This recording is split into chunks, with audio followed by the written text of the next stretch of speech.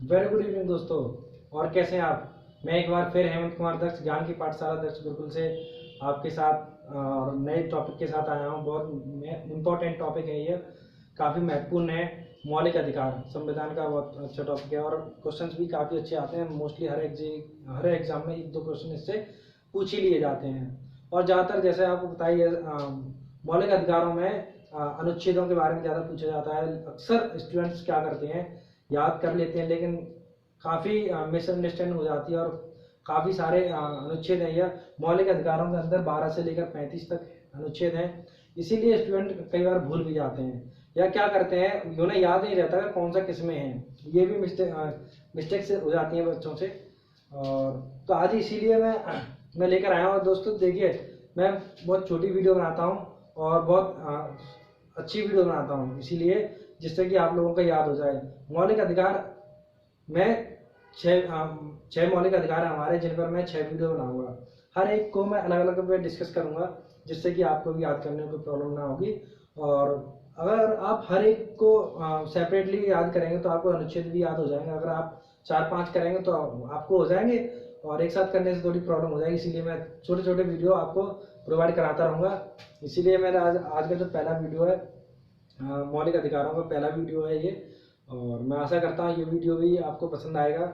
और आइए देखते हैं, इस पर हम बात करते हैं। सबसे पहले बात करते हैं मौलिक अधिकार होते क्या हैं। देखो दोस्तों, जो अधिकार किसी सरकार द्वारा बाकी जनता को दिए जाते हैं उन्हें मौलिक अधिकार कहते हैं। कुछ जो संविधान द्वारा प्रदत्त किए जाते हैं जनता को, उन्हें मौलिक अधिकार कहते हैं। और कुछ ये जीवन मतलब जरूरी है, जीवन जीने के लिए कुछ अधिकार होने भी चाहिए जनता के पास। जैसे कि निजता का अधिकार है हमारा, और कहीं कोई भेदभाव ना किया जाए ये भी हमारा अधिकार है। कहीं नौकरी में भेदभाव ना किया जाए ये भी हमारा अधिकार है। और जो देश के कानून है उसमें भी कहीं हमारे साथ कोई भेदभाव ना किया जाए, इसलिए ये भी हमारे अधिकार ही हैं। तो इन्हें हमारे कुछ कैटेगरी में रखा गया है, मौलिक अधिकारों की है। दोस्तों जैसे आप जानते हैं, जब हमारा देश आज़ाद हुआ था और जब हमारा संविधान बन के तैयार हुआ था, उस समय हमारे संविधान में जो उसे मूल संविधान बोलते हैं, जो बन के स्टार्ट हुआ था, मूल संविधान में उस टाइम हमारे में अनुच्छेद मौलिक अधिकारों की संख्या 7 थी। मौलिक अधिकारों की संख्या 7 थी उस टाइम। मौलिक अधिकारों की संख्या 7 थी जब मूल संविधान में मौलिक अधिकारों की संख्या 7 थी। और दोस्तों क्वेश्चन ये बनता है कि मौलिक अधिकारों में कितने संविधान में, मूल संविधान में कितने मौलिक अधिकारों का वर्णन किया गया, कितने मौलिक अधिकार थे। तो उसमें 7 थे, उसका आंसर यही होता है। लेकिन अगर आज आप देखेंगे तो इसमें 6 मौलिक अधिकार हैं। अब आप कहेंगे, और आप जानते भी हैं, उसमें से एक मौलिक अधिकार जो संपत्ति का अधिकार है उसे हटा दिया गया है। 1972 में हटाया गया था, 44वां संविधान संशोधन किए करके। अब देखते हैं हम इसमें, क्योंकि देखते हैं, अब बात करते हैं आगे। इसमें हम मौलिक अधिकार है क्या, यह तो बता दिया मैंने आपको।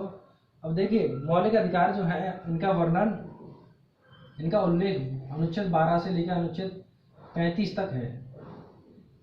अनुच्छेद 12 से लेकर अनुच्छेद 35 तक इनका उल्लेख किया गया है मौलिक अधिकारों का संविधान में। और यह भाग 3 में है। यह संविधान का कौन सा भाग है? भाग 3 में। यह भी क्वेश्चन काफी अच्छा बनता है कि मौलिक अधिकारों का वर्णन संविधान के किस भाग में किया गया है। आपको ये भी याद रखना है, भाग 3 में किया गया है यह, और भाग 3 में किया गया है। अब आगे देखते हैं। देखिए, आपने देखा ही होगा, मौलिक अधिकारों को मैग्ना कार्टा भी कहा जाता है, और यह यूएसए यानी अमेरिका के संविधान से लिए गए हैं।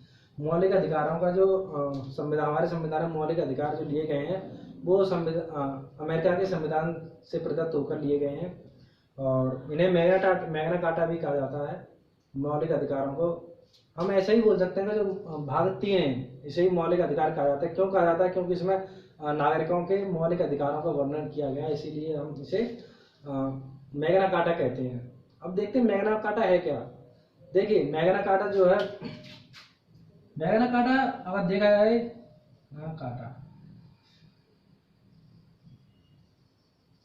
देखो दोस्तों, मैग्ना कार्टा क्या, ब्रिटेन में चलते हैं थोड़ा, इंग्लैंड में क्या हुआ, वहाँ पर कुछ जो मजदूर थे उन्हें कुछ अधिकार दिए गए, मजदूरों को कुछ अधिकार दिए गए थे, तो उसी को उन्होंने उन मजदूरों ने उन अधिकारों को मैग्ना कार्टा कहा, क्योंकि उन्हें बहुत खुशी हुई थी जब उन्हें ये अधिकार दिए गए थे, इसलिए उन्होंने इसे मैग्ना कार्टा कहा। और वही पद्धति चली आ रही है, इसलिए हम भी अपने मौलिक अधिकारों को मैग्ना कार्टा कहते हैं। और क्वेश्चन यहाँ पर भी ये बनता है कि मौलिक अधिकार मैग्ना कार्टा किस भाग को कहते हैं, संविधान के किस भाग को मैग्ना कार्टा कहा जाता है। तो सिंपल है इसका, संविधान के भाग 3 को मौलिक अधिकार मैग्ना कार्टा कहा जाता है, और मौलिक अधिकार भी उसी में प्रदत्त किए गए हैं। ठीक है, अब चलिए देखते हैं आगे। देखिए दोस्तों, मौलिक अधिकार जो हमारे 6 पहले 7 थे, अब हमारे 6 हैं, तो इनका हम एक तो क्रमबद्ध इन्हें याद कर लेते हैं पहले, और क्वेश्चन भी इन्हें पूछ लिया जाता है। आइए देखते हैं इन्हें। सबसे पहला है आपका समता या समानता का अधिकार।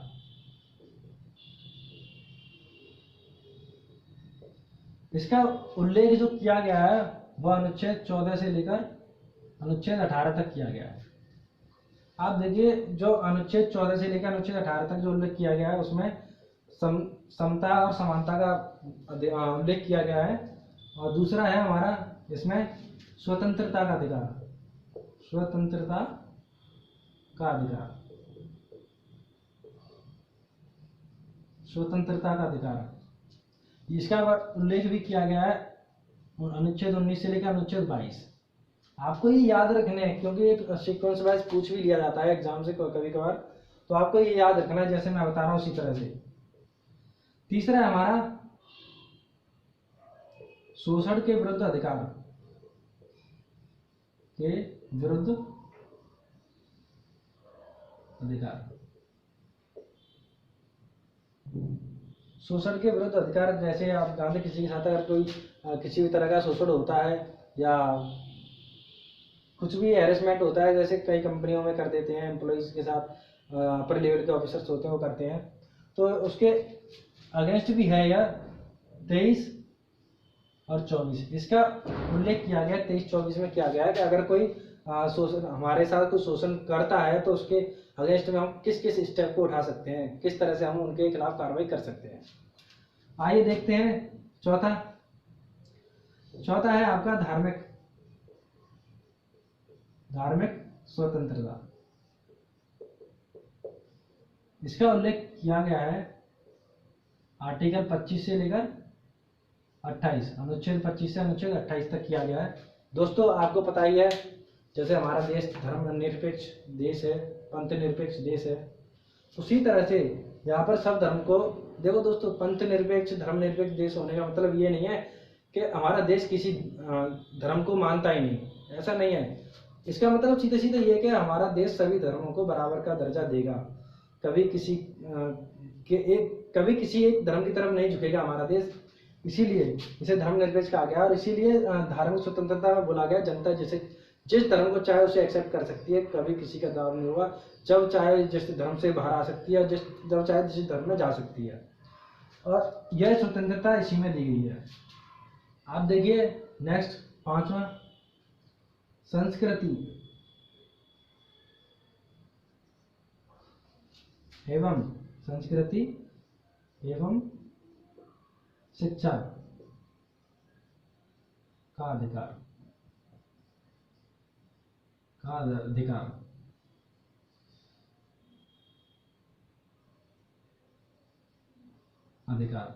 इसका उल्लेख किया गया है 29 से 30।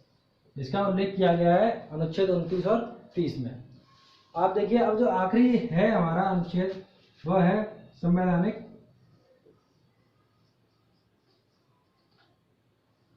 उपचारों का, संवैधानिक उपचारों का संरक्षण। यह आर्टिकल 32 में दिया गया है। आप देखिए ये क्या है, अगर जब कोई विधेयक या कोई कानून लागू बनता है, तो कभी कभार क्या होता है, कई कानून कई विधेयक मौलिक अधिकारों के अगेंस्ट में बनाए जाते हैं, मौलिक अधिकारों का हनन होता है। इसीलिए जब कभी भी किसी के मौलिक अधिकारों का हनन होता है, तो उसके लिए हम इसके तहत हम सुप्रीम कोर्ट में अर्जी लगा सकते हैं। हम इसके तहत डायरेक्ट सुप्रीम कोर्ट में अर्जी लगा सकते हैं। इसमें ये दिया गया है। अब देखते हैं समता और समानता का अधिकार देख लेते हैं हम एक बार फिर स्टार्टिंग से देख लेते हैं।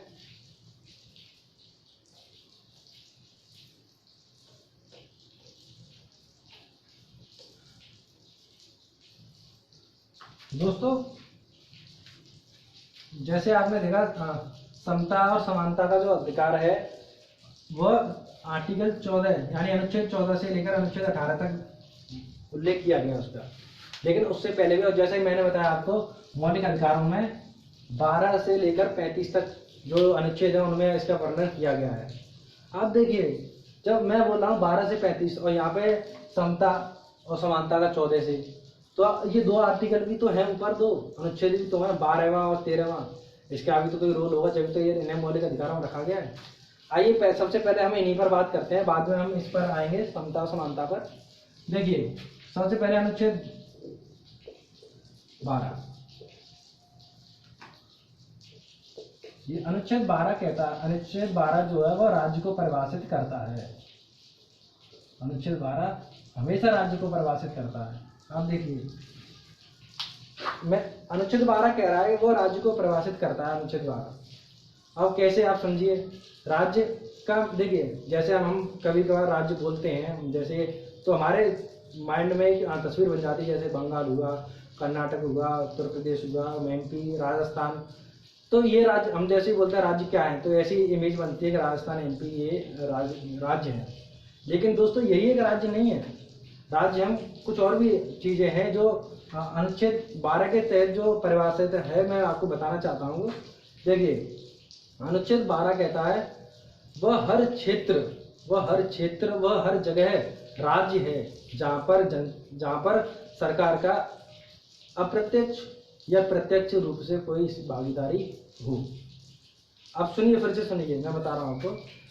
वह हर क्षेत्र राज्य है जहाँ पर सरकार की अप्रत्यक्ष या प्रत्यक्ष रूप से भागीदारी हो।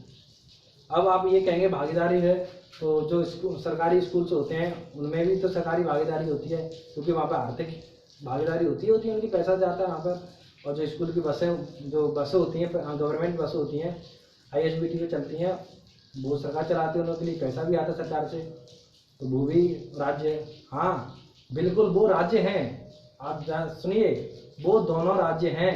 वह, मैं क्या बोल रहा हूँ आप सुनिए, वह हर क्षेत्र राज्य है जहाँ पर सरकार किसी अप्रत्यक्ष या प्रत्यक्ष रूप से भागीदारी कर रही है या हिस्सा है उसका, कैसे भी, चाहे वो पैसे से करे चाहे कैसे भी करे, वो हर क्षेत्र राज्य है।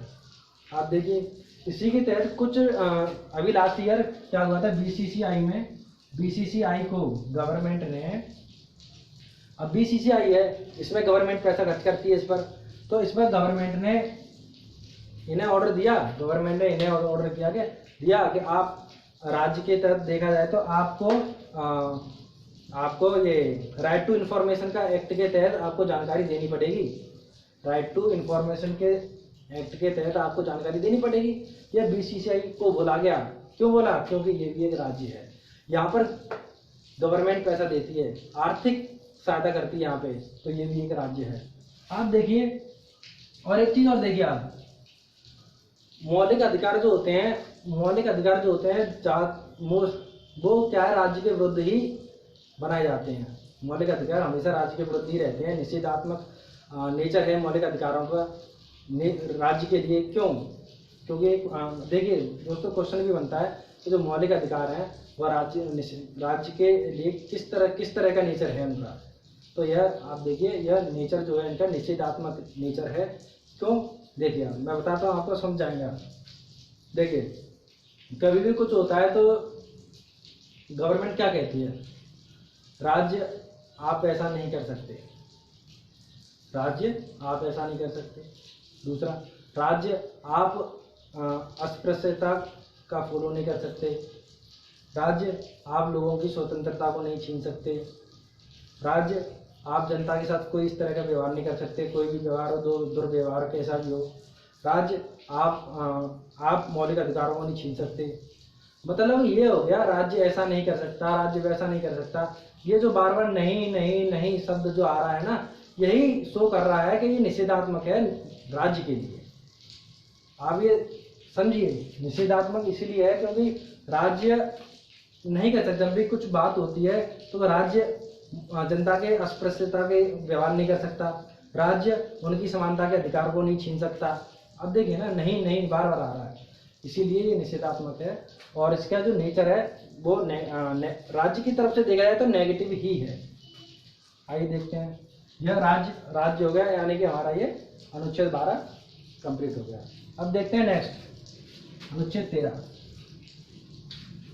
अब देखते हैं अनुच्छेद 13, ये कंप्लीट हो गया। अब आइए अनुच्छेद 13 पर।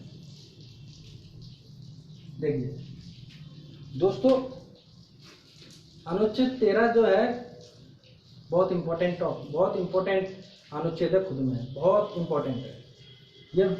देखिए बहुत इम्पोर्टेंट है ये। अब आप कहेंगे इतना इम्पोर्टेंट बोल रहे हैं तो कितना इम्पोर्टेंट होगा। देखिए आप, जब कोई विधेयक या कोई कानून जब संसद में बनता है, दोस्तों आप बताइए, संसद कोई अधिकार है वहीं पर बनते हैं उसके बाद, लेकिन उसके बाद सुप्रीम कोर्ट में भी जाता है। सुप्रीम कोर्ट उस कानून को दर्जा देता है कि यह संवैधानिक है या नहीं। अगर संवैधानिक नहीं होगा तो उसे पुनरावलोकन के लिए वापस भेज दिया जाएगा संसद में। और अगर संविधान के तहत होगा, मौलिक अधिकारों का हनन नहीं हो रहा होगा, तो क्या करेंगे, उसे लागू कर देंगे। अब देखिए आप, उन्होंने पुनरावलोकन के लिए वापस भेजा किस आर्टिकल के तहत? आर्टिकल 13। किस आर्टिकल के तहत भेजा? आर्टिकल 13 के तहत भेजा उन्होंने। आर्टिकल 13 क्या कहता है? आर्टिकल 13 न्यायपालिका को यह शक्ति देता है कि वह संसद में कोई भी कानून जब बन रहा है तो उसे पुनरावलोकन के लिए वापस भेज सकता है। फिर सुनिए आप, आर्टिकल 13 कहता है कि जो कानून संसद में बना है वह संविधान के अनुकूल है या नहीं, किसी के नागरिकों के मौलिक अधिकारों का हनन तो नहीं हो रहा। अगर ऐसा होता है तो उसके पास यह शक्ति है आर्टिकल 13 के तहत कि वह उसे पुनरावलोकन के लिए वापस भेज दे। अब बताइए कितना इंपॉर्टेंट हो गया। तो इसीलिए हम बोलना ये बहुत इंपॉर्टेंट है। मैंने भी कई जगह देखा है आर्टिकल 12 और आर्टिकल 13 नहीं पढ़ाया जाता, और मौलिक अधिकारों की शुरुआत यहीं से कर दी जाती है आर्टिकल 14 से। लेकिन ये बहुत इंपॉर्टेंट है। आप देखिए, अभी तो मैंने एक ही पॉइंट बताया है, यह शक्ति है उसके पास। अब जो कानून बन रहा है, जो विधि बन रही है, तो क्या है? अब देखिए, विधि शब्द जो मैं बार बार बोल रहा हूँ, ये कानून है। देखिए विधि क्या है? जो भी कानून संसद में बने या कोई अध्यादेश राष्ट्रपति द्वारा लाया जाता है, वो सब विधि की सूची में आते हैं। किसके तहत? आर्टिकल 13। आर्टिकल 13 ही यह डिसाइड करता है कि क्या विधि है, क्या विधि नहीं है। आर्टिकल 13 ही ये परिभाषित करता है। अब देखिए, इसमें दो तरह से परिभाषित किया गया है। देखिए, जब हमारा संविधान लागू हुआ था 1950 में, उससे पहले भी तो कुछ कानून थे, कुछ विधियां पहले भी थी, और उसके बाद भी कुछ विधियां हैं। तो जो उससे पहले विधियां थी वह थी प्री कॉन्स्टिट्यूशनल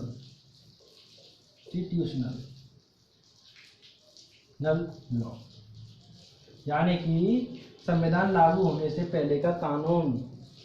और दूसरी थी पोस्ट कॉन्स्टिट्यूशनल लॉ। देखिए, जब संविधान लागू हुआ था उससे पहले का जो कानून था उसे भी परिभाषित करता है आर्टिकल 13, अनुच्छेद 13। और जो बाद में आया था संविधान लागू होने के बाद, उसे भी परिभाषित करता है आर्टिकल 13, अनुच्छेद 13। तो अब आप कहेंगे पहले कौन सा था? क्यों नहीं है भाई?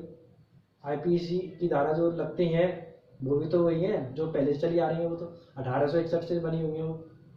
देखिए आप, तो ये सब चीजें हैं जो आर्टिकल 13 परिभाषित करता है। आप इन चीजों को याद रखिए। अनुच्छेद 13 पर, इसमें जैसे मैंने बताया आपको कि यह शक्ति न्यायपालिका को प्रदत्त करता है कि वह किसी भी विधेयक या कानून को पुनरावलोकन के लिए वापस भेज सकता है। उसी तरह से, क्योंकि वह अगर वह गैर संवैधानिक होगा तो पुनरावलोकन के लिए वापस भेज दिया जाएगा, और अगर संवैधानिक के अकॉर्डिंग होगा तो उसे प्रदत्त कर दिया जाएगा, मतलब पास कर दिया जाएगा। तो आइए देखते हैं, इसलिए यह इंपॉर्टेंट है अनुच्छेद 13। अब देखते हैं, एक बार रिवीजन कर लेते हैं हम इन दोनों का, 12वां और 13वां। देखिए 12वां जो है वह राज्य को परिभाषित करता है कि वह क्षेत्र जहाँ पर सरकार की किसी भी तरह से अप्रत्यक्ष या प्रत्यक्ष रूप से भागीदारी हो, चाहे आर्थिक हो चाहे कैसी भी हो, मतलब अगर गवर्नमेंट की भागीदारी वहाँ पर है तो वह राज्य कहलाएगा। जैसे मैंने अभी एग्जाम्पल लिया आपको, एग्जाम्पल लिया ही था मैंने, बस ली थी, सरकारी स्कूल लिए थे, ट्रेन होती हैं वो भी राज्य ही है, सरकारी हॉस्पिटल होते हैं वो भी, उन्हें भी हम राज्य बोल सकते हैं। चलती फिरती वस्तु है होती है राज्य। देखिए अब आगे आते हैं, हम बात करते हैं आज का जो हमारा चर्चा का जो विषय है वह है सिर्फ समानता का अधिकार। जिस तरह से मैंने आपको बताया कि जो हमारे 6 मौलिक अधिकार हैं उन पर मैं 6 वीडियो लेकर आऊँगा, जिससे कि आपको याद करने में कोई प्रॉब्लम ना हो, आप इजीली उसे याद कर लें और एडेप्ट कर लें उसे।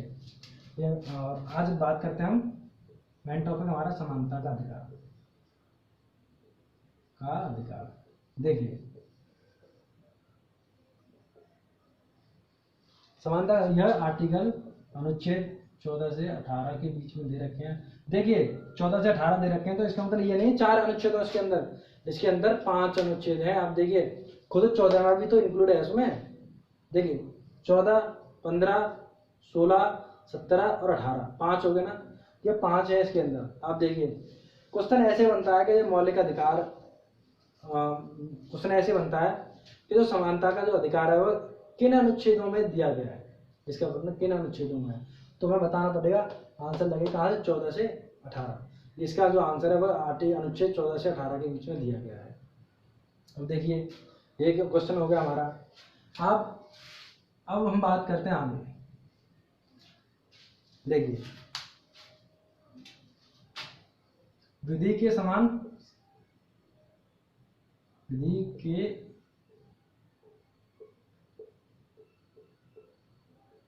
समानता, आर्टिकल 14 कहता है, आर्टिकल 14 जो अनुच्छेद 14 है वह कहता है कि सभी, चाहे किसी भी वर्ग का व्यक्ति क्यों ना हो, किसी वर्ग का व्यक्ति हो, कोई भी हो, चाहे कितना ही पैसे वाला हो, गरीब हो, अमीर हो, और कैसा भी हो, उन सब के लिए कानून एक जैसा ही रहेगा। कानून को किसी से कोई फर्क नहीं पड़ता उसके सामने कौन खड़ा है कौन नहीं है। जो अगर क्राइम किया है तो जो उस क्राइम की सजा जो गरीब को मिलेगी वही सजा अमीर को दी जाएगी। ये इसमें कहा गया है अनुच्छेद 14 में कि समानता, यानी कि सभी के लिए कानून बराबर होगा।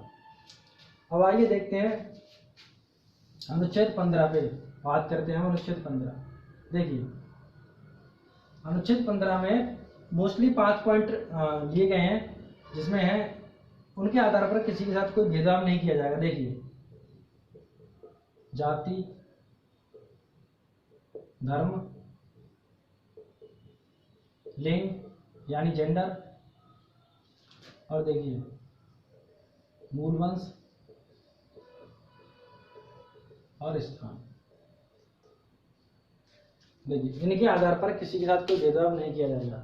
आप देखिए जाति, धर्म, लिंग, मूल वंश और स्थान के आधार पर किसी भी व्यक्ति के साथ कोई भेदभाव नहीं किया जाएगा कि अगर ये किसी और क्षेत्र का है तो इसके साथ भेदभाव किया जाएगा और इसे कुछ और सजा दी जाएगी, दूसरे कुछ और सजा दी जाएगी, बिल्कुल नहीं।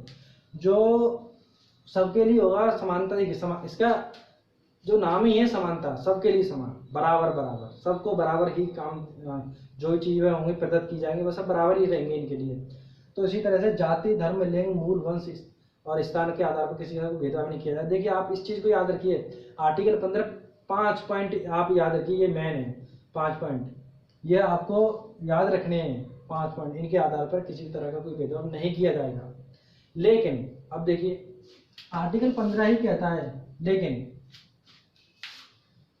जब बात हो महिलाओं की, लेकिन जब बात हो बच्चों की, जब बात हो महिलाओं की और या बात हो बच्चों की, तो राज्य सरकार चाहे तो महिलाओं के लिए या बच्चों के लिए विशेष प्रावधान ला सकती है। यह आर्टिकल 15 ही कहता है कि वह विशेष प्रावधान ला सकती है।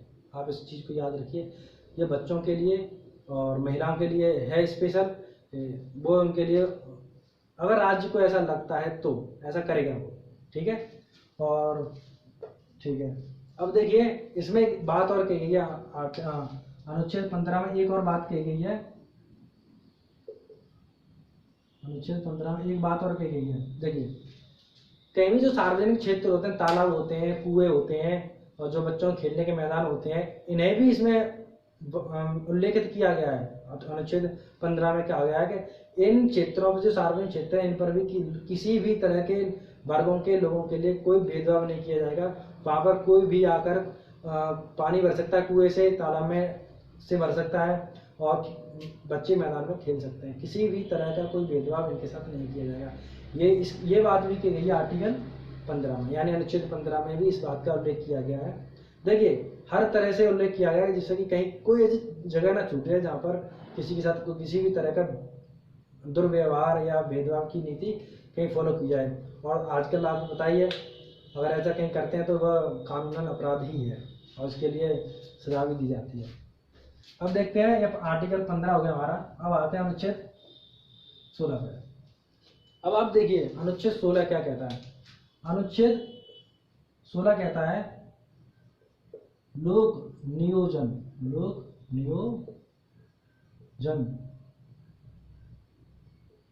में समानता, लोक नियोजन में समानता। और देखिए अनुच्छेद 16 कहता है लोक नियोजन में समानता, मतलब कि सरकारी नौकरियों में समानता। अगर भारत में या भारत के किसी राज्य में किसी भी तरह की कोई नौकरी निकलती है, सरकारी पद कोई निकलता है, उसके लिए हर कोई अप्लाई कर सकता है, हर कोई उसके लिए बराबर है। यह समानता का अधिकार इसमें भी दिया गया है 16 में। लेकिन SC, ST, OBC के लिए अलग से कुछ प्रावधान बनाए गए हैं, इसीलिए उन्हें आरक्षण दिया जाता है, क्योंकि वो इसी में बताया गया है। क्योंकि कुछ शिक्षा, सामाजिक स्तर पर, शिक्षा के स्तर पर और आर्थिक स्तर पर थोड़े कमजोर माने जाते हैं और उनकी जो प्रतिनिधित्व होता है सरकारी नौकरियों में, अगर राज्य को कम लगता है तो वह ऐसा करते हैं।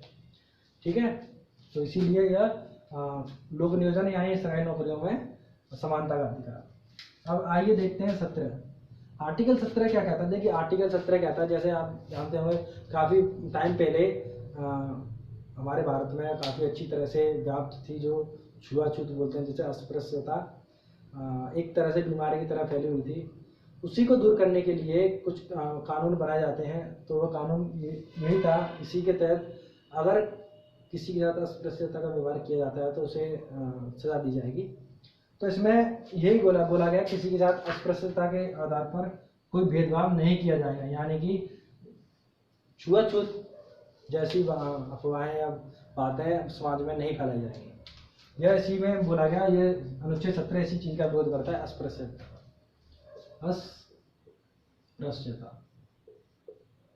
तो अब देखिए आर्टिकल 18 क्या कहता है। आर्टिकल 18 कहता है कि आप किसी अन्य देश से किसी भी तरह की उपाधि नहीं ले सकते और इसके अलावा आप अपने भी देश में से किसी भी तरह की उपाधि धारण नहीं कर सकते, एक्सेप्ट सिर्फ आप अगर आप मतलब शिक्षा के क्षेत्र में जो भी उपाधियां मिलती हैं उन्हें छोड़कर, और जो